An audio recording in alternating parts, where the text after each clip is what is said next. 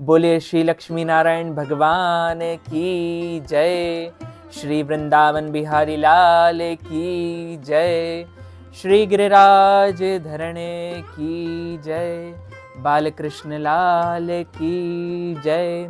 श्याम सुंदर श्री यमुने महारानी की जय।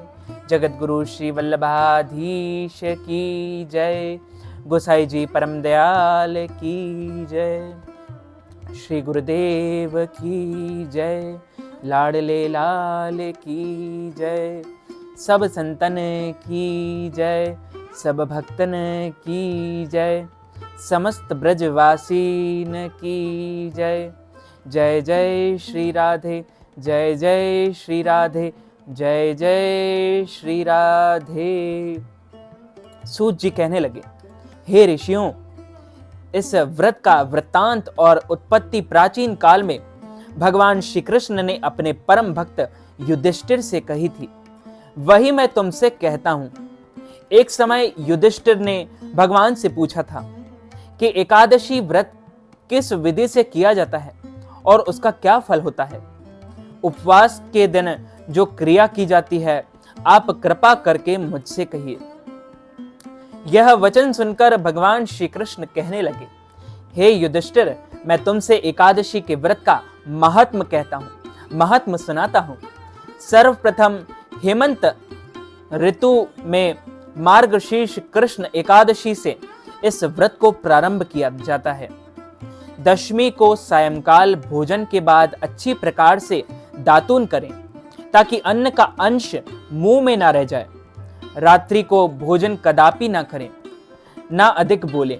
एकादशी के दिन प्रातः काल 4 बजे उठकर सबसे पहले व्रत का संकल्प करें। इसके पश्चात शौच आदि से निवृत्त होकर शुद्ध जल से स्नान करें। व्रत करने वाला चोर, पाखंडी, पर स्त्रीगामी, निंदक, मिथ्याभाषी तथा किसी भी प्रकार के पापी से बात ना करे। स्नान के पश्चात धूप, दीप, नैवेद्य आदि 16 चीजों से भगवान का पूजन अर्चन करें और रात को दीपदान करें। रात्रि में सोना या प्रसंग नहीं करना चाहिए। सारी रात भजन कीर्तन आदि करना चाहिए। जो कुछ पहले अनजाने जाने अनजाने में पाप हो गए हों, उसकी क्षमा याचना मांगनी चाहिए और क्षमा मांगनी चाहिए। धर्मात्मा पुरुषों को भगवान श्री कृष्ण और शुक्ल दोनों पक्षों की एकादशियों को समान समझना चाहिए। जो मनुष्य विधि विधान से इस व्रत को करता है, उसे अक्षय पुण्य की प्राप्ति होती है। उन्हें शंखोद्धार तीर्थ में स्नान करके भगवान के दर्शन करने से जो फल प्राप्त होता है, यह एकादशी व्रत के 16वें भाग के समान भी नहीं है। व्यतिपात के दिन दान देने का लाख गुना फल होता है। संक्रांति से 4 लाख गुना तथा सूर्य चंद्र ग्रहण में स्नान दान से जो पुण्य फल प्राप्त होता है, वही पुण्य एकादशी के दिन व्रत करने मात्र से हो जाता है। अश्वमेघ यज्ञ करने से जो 100 गुना तथा 1 लाख तपस्वियों को 60 वर्ष तक भोजन कराने से 10 गुना, 10 ब्राह्मणों अथवा 100 ब्रह्मचारियों को भोजन कराने से 1000 गुना पुण्य भूमि दान करने से होता है, उससे 1000 गुना पुण्य कन्या दान से प्राप्त होता है। इससे भी 10 गुना पुण्य विद्या दान करने से होता है।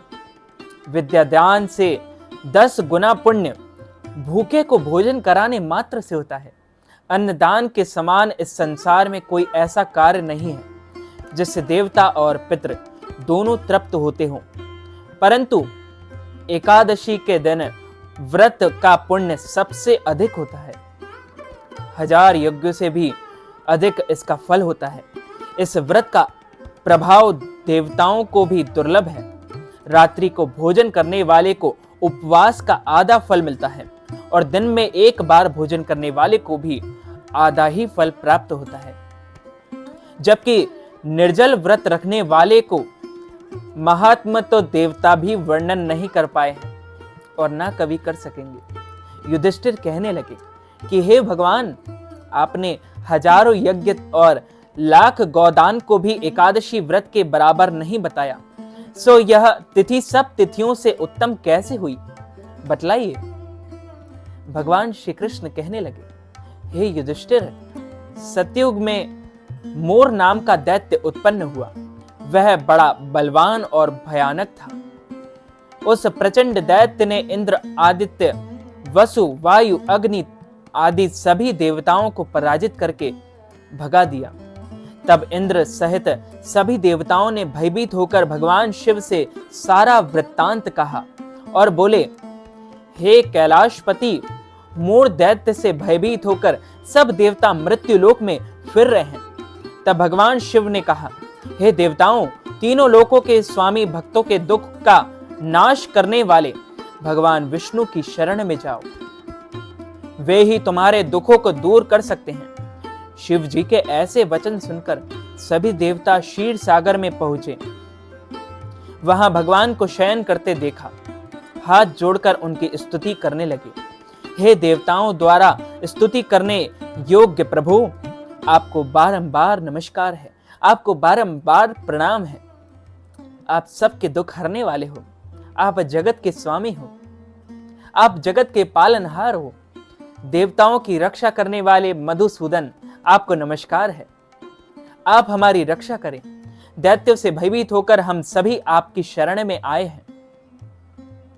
आप इस संसार के कर्ता, माता पिता, उत्पत्ति और पालन करता और संहार करने वाले हैं। सबको शांति प्रदान करने वाले हैं। आकाश और पाताल भी आप ही हैं। सबके पितामह ब्रह्मा, सूर्य, चंद्र, अग्नि, सामग्री, होम, आहुति, मंत्र, तंत्र, जप, यजमान, यज्ञ, कर्म करता, भोक्ता भी आप ही हैं। आप सर्वव्यापक हैं।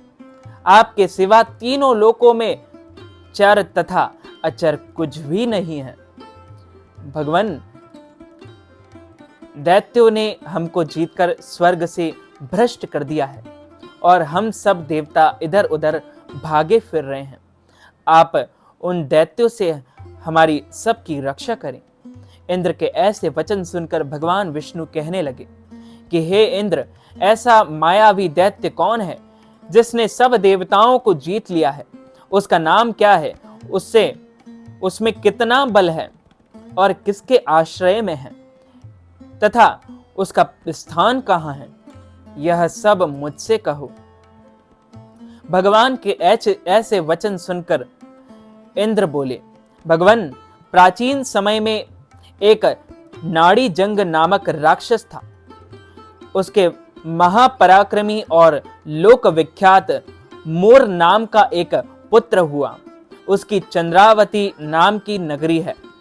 उसी ने सब देवताओं को स्वर्ग से निकालकर वहां अपना अधिकार जमा लिया है।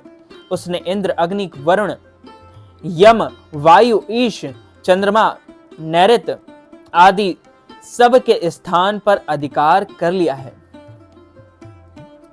सूर्य बनकर स्वयं ही आकाश प्रकाश फैलाता है, स्वयं ही मेघ बन बैठा है और सबसे अजेय है।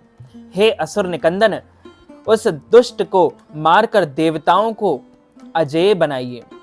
यह वचन सुनकर भगवान ने कहा, हे देवताओं, मैं शीघ्र ही उसका संहार करूंगा। तुम चंद्रावती नगरी जाओ। इस प्रकार कहकर भगवान सहित सभी देवताओं ने चंद्रावती नगरी की ओर प्रस्थान किया। उस समय दैत्य मूर सेना सहित युद्ध भूमि में गरज हो उठा। उसकी भयानक गर्जना सुनकर सभी देवता भय के मारे चारों दिशाओं में भागने लगे। जब स्वयं भगवान रणभूमि में आए तो दैत्य उन पर भी अस्त्र शस्त्र आयुध लेकर दौड़े।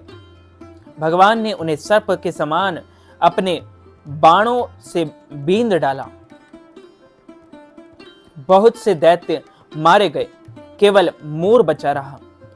वह अविचल भाव से भगवान के साथ युद्ध करता रहा। भगवान जो भी तीक्ष्ण बाण चलाते, वह उसके लिए पुष्प सिद्ध होता। उसका शरीर छिन्न भिन्न हो गया, किंतु वह लगातार युद्ध करता रहा। दोनों के बीच मल्ल युद्ध भी हुआ। 10,000 वर्ष तक उनका युद्ध चलता रहा, किंतु मोर नहीं मरा और नहीं हारा। थककर भगवान बद्रिकाश्रम चले गए। वहां हेमवती नामक सुंदर गुफा थी। उसमें विश्राम करने के लिए भगवान उसके अंदर प्रवेश कर गए। यह गुफा 12 योजन लंबी थी और उसका एक ही द्वार था। भगवान विष्णु वहां योग निद्रा की गोद में सो गए और मोर भी पीछे पीछे आ गया और भगवान को सोया देखकर मारने को उद्यत हुआ। तभी भगवान के शरीर से उज्जवल कांतिमय रूप वाली देवी प्रकट हुई। देवी ने राक्षस मोर को ललकारा, युद्ध किया और उसे तत्काल मौत के घाट उतार दिया। श्री हरि जब योग निद्रा की गोद से उठे तो सब बातों को जानकर उस देवी से कहा कि आपका जन्म एकादशी के दिन हुआ है, अतः आप उत्पन्ना एकादशी के नाम से पूजित होंगी। इस संसार में आपका व्रत सभी लोग रखेंगे। आपके भक्त वही होंगे जो मेरे भक्त होंगे। बोलिए श्री लक्ष्मी नारायण भगवान की जय। श्री वृंदावन बिहारी लाल की जय। श्री गिरिराज धरणे की जय। बालकृष्ण लाल की जय। श्याम सुंदर श्री यमुने महारानी की जय। रजरानी की जय।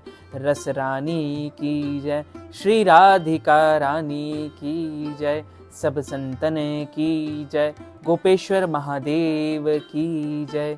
सब भक्तन की जय। समस्त ब्रजवासीन की जय। जय जय श्री राधे। जय जय श्री राधे। जय जय श्री राधे। अच्युतं केशवं राम नारायणं कृष्ण दामोदरं वासुदेवं हरि श्रीधरं माधवं गोपिकावल्लभं श्रीजानकीनायकं श्रीरामचन्द्रं भजे। जानकी मनोहरं सर्वलोकनायकं श्रीशङ्करादिसेवितं पुण्यनाम कीर्तनं श्रीराम राम राम राम राम नामतायकं। रामकृष्ण वासुदेव भक्ति मुक्तिदायकं। रामकृष्ण वासुदेव भक्ति मुक्तिदायकं। हरे राम राम राम हरे हरे। हरे कृष्ण कृष्ण कृष्ण हरे हरे। श्री कृष्ण गोविंद हरे मुरारे। हे नाथ नारायण वासुदेव। तो मित्रों, भक्तजनों, माताओं, बहनों, यदि आप उत्पन्ना एकादशी के निमित्त ब्राह्मणों को फलाहार करवाना चाहते हैं, अन्नदान, वस्त्रदान, गौदान अथवा तिलदान अथवा एकादशी व्रत के पारणा के निमित्त हमें दान दक्षिणा प्रदान करना चाहते हैं, तो आप हमारे गूगल पे, फोन पे, पेटीएम या अकाउंट नंबर के माध्यम से नगद राशि, धनराशि प्रदान करके उत्पन्ना एकादशी का संपूर्ण पुण्य लाभ प्राप्त कर सकते हैं। इस वीडियो को ज्यादा से ज्यादा लोगों तक शेयर कीजिएगा, लाइक कीजिएगा, कमेंट कीजिएगा और सब्सक्राइब करके बेल आइकन को भी ऑन कर लीजिए। ऐसे ही नए नए वीडियोस देखने के लिए मैं हूं आपका विशाल शास्त्री। मिलते हैं किसी नई वीडियो के साथ। सादर जय श्री कृष्ण, सादर धन्यवाद।